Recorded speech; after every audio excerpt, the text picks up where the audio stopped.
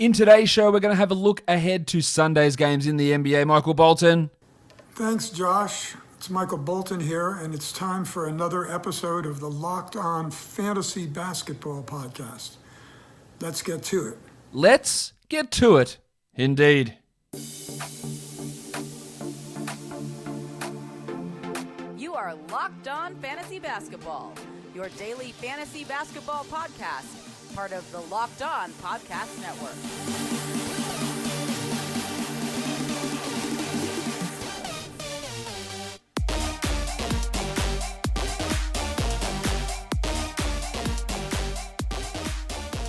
Hello and welcome to the Locked On Fantasy Basketball Podcast, brought to you by Basketball Monster. My name is Josh Lloyd and I am the lead fantasy analyst at basketballmonster.com and at Yahoo Sports Australia. And you can find me on Twitter as always at redrock_Beeble and on Instagram at Locked On Fantasy Basketball. We're looking ahead to Sunday's action, so let's take a look at those games. First one is the Marcus Morris Bowl, the Knicks and the Celtics. Alec Burks is doubtful, so it's unlikely we're going to see him back in that rotation.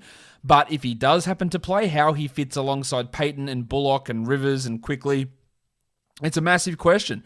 Quickly played 28 minutes last game to Alfred Payton's 20. The game before that, it was 33-22 in Payton's favor. It was 31-29 the game before that.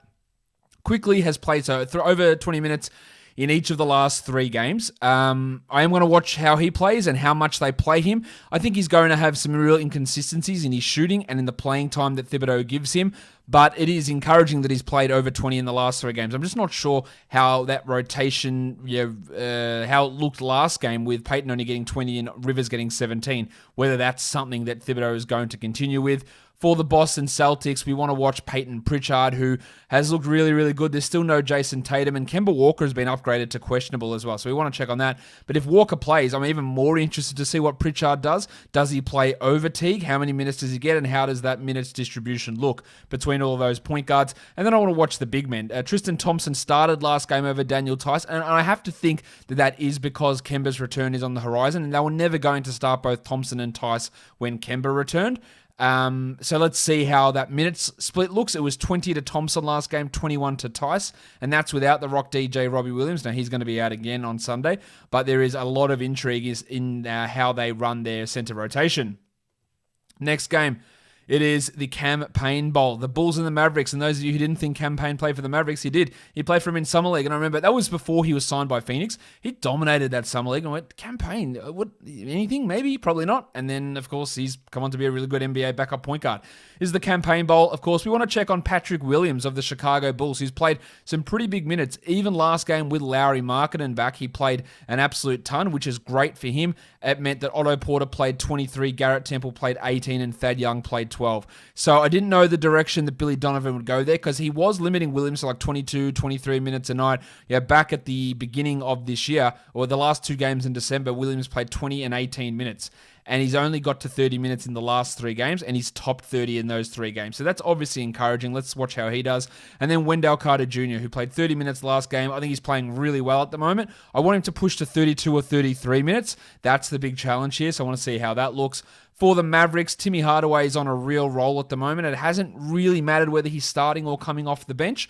So let's watch him. Let's watch how the usage looks. Let's see how the minutes look because he's played 40, 33, and 37 minutes in the last three games. Of course, there's still no Josh Richardson, Dorian Finney-Smith, Maxi Kleber, or Dwight Powell. But Jalen Brunson could be returning for this one after missing the last couple. So whether that impacts Hardaway. Cauley Stein should get another run at things. 30 minutes in each of the last two games is going to be someone we'll want to watch how he performs next to Kristaps Porzingis. The next game, the Mike Muscala Bowl, the Philadelphia 76ers and the Oklahoma City Thunder. The Sixers on a back-to-back. There is no Joel Embiid. There is no Seth Curry. There is no prison Mike Scott, Tyrese Maxey, and Shake Milton. We want to watch those guys. Milton in particular with another brilliant game on Saturday. Really playing well in that bench role, and I think it's bad news for Maxey, to be honest, because when Curry comes back, he's just going to take Maxey's minutes, whereas the level that Milton's playing at has been fantastic. I'm not sure how sustainable this level of shooting can be, but he has been great. While Ben Simmons having this opportunity to lead the team without Embiid, he's been a real disappointment so far this season, Simmons, and the performance on Saturday wasn't great either. So can he do something to pull his finger out? On the Thunder side of things, no Al Horford, so Isaiah Roby should get another start. I like what Roby can do. I'd like him to play 30 instead of 24 minutes, but I like what I'm seeing from him. He's an interesting stream guy while Horford's out. While Shai Gilgeous-Alexander had been bad, and then on Friday he was really good. So where is Shai? What's he doing defensively? What's he doing with his passing? Were the low assist totals to do with teammates not hitting shots, or they were to do with Gilgeous-Alexander being tunneled vision? I think it's more to do with players not hitting shots than anything else.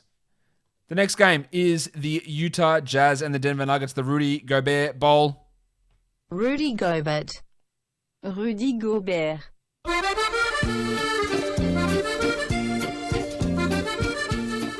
Thank God for Rudy's music, so I needed to take a breath. All right, Jordan Clarkson's been really killing it for Utah off that bench. He is a must-roster 12-team league guy. I just want to watch him and how his role looks. While Mike Conley looks so much more familiar this season than he did last year. Not familiar with the system. Looks more comfortable. Comfortable is the word I'm looking for. He looks way more comfortable this year with familiarity with the Utah Jazz system. For the Denver Nuggets, is Gaz Harris going to play? It looks like it. He is probable. So prior to his personal issues, he was actually playing really well, shooting the ball well, getting a lot of minutes. Let's see what this means for Fightin' Will Barton, what it means for Monty Morris, what it means for PJ Dozier, and how they all play. Well, JaMychal Green, ton of minutes last game. I think he'd be 28 minutes compared with Millsap's 23. He looked great out there. I don't believe he's a 12-team league player, but it's at least one we want to watch to see how the minutes get distributed between himself and between Paulie Millsap. The next game, the DeMarcus Cousins Bowl, the Pelicans and the Kings.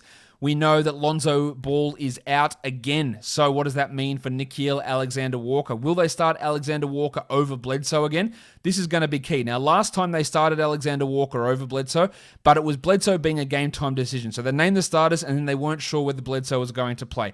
Bledsoe did play. He played 21 minutes off the bench while Alexander-Walker played 20, but he did foul out in that time. But if they go with Alexander-Walker again and play him 30 minutes and play Bledsoe 20 minutes, then that is absolutely something we want to pay attention to. So that is going to be one of the major focuses. Now, Lonzo's still got to come back, so that could change things, and they could easily start Bledsoe and Alexander Walker together. But we really want to pay attention to that. Of course, Bledsoe's another guy we're watching. For the Sacramento Kings, we want to see Marvin Bagley, who played pretty well last game, put up some nice numbers. I don't trust it at all. He's had exactly 2 good games, and that big game last time came in a game they lost by 40 points. So I wouldn't say that he was contributing to winning, so to speak. And then we want to check on the pencil, Harrison Barnes. Barnesy. Barnesy has amazingly been a 12-team league top 100 player this season. It's starting to fall off a bit. He was shooting at a very high, unsustainable 2-point level.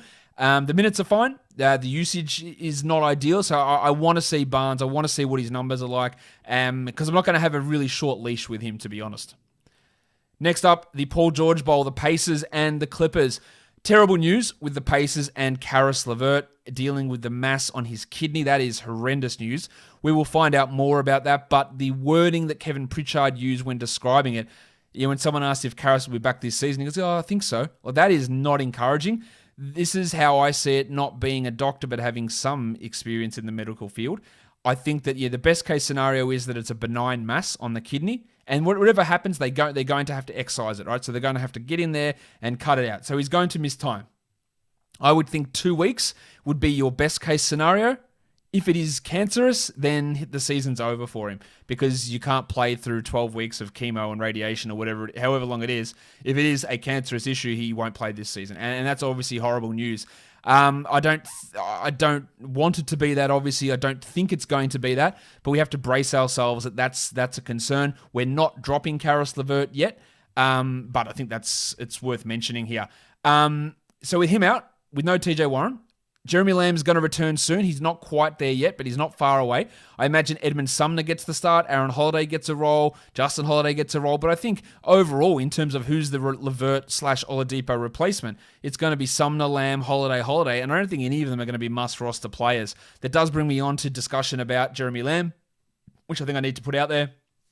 Lamb suffered an absolutely devastating injury: a torn meniscus, a torn ACL, and a fracture of his knee, the top of his leg bone in his knee. That's a horrendous injury. Guys getting back from ACLs don't come in and play 30 minutes a night straight away. So he's going to come in, and that's not without these other injuries, which would have had some impact on his rehab. He's going to come in and play limited minutes initially. He's going to sit back-to-backs initially. Maybe that's 2 weeks. Maybe that's 3 weeks. So I think adding Lamb and then waiting for it. And then if you do add him and he's on your IR, then he starts playing at 17 minutes a night. Then you have to activate him out of IR. Then you've got a guy playing 17 minutes that's not worth holding on to. And his upside is what? Maybe the top 100? And then by the time he's ready to play 30 minutes, Levert's probably back and maybe TJ Warren's back. So I wouldn't say that he is a must-roster guy. For the Clippers, I want to watch Serge Ibaka, who's starting to fall off a little bit at the moment. Still think he's worth rostering, but he's someone to watch. While with Lou Williams questionable, Patrick Beverley is likely to be up. With Lou Williams questionable, we want to see Luke Kennard, who really did turn in a good performance against the Sacramento Kings. Can he do that again? Lastly, we're looking at streams. I like Cauley Stein. I like Jim Johnson. Someone complained that I didn't play the music, so here you go.